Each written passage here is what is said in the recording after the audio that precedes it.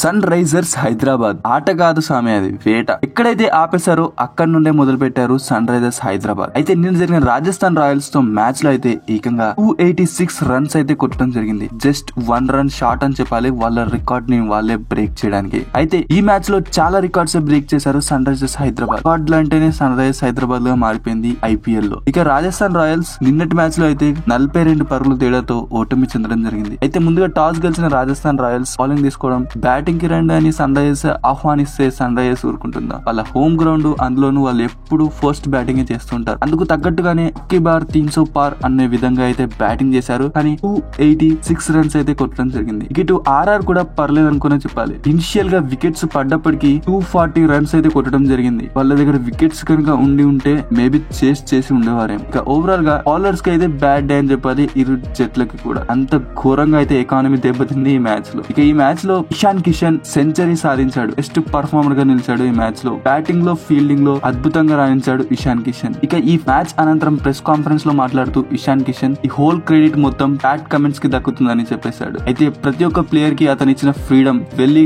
Century కొడతారో లేదా duck out అవుతారో మీ ఇష్టం, వెళ్లి ఫ్రీగా ఆడండి అని కమెంట్స్ అయితే చెప్పడం జరిగిందట. ఈ విషయాన్ని ప్రెస్ కాన్ఫరెన్స్ లో తెలిపాడు ఇషాన్ కిషన్. ఈ ఇన్నింగ్స్ తో సన్ రైజర్స్ హైదరాబాద్ మరోసారి తమ ఆట ఏంటో నిరూపించుకున్నారు.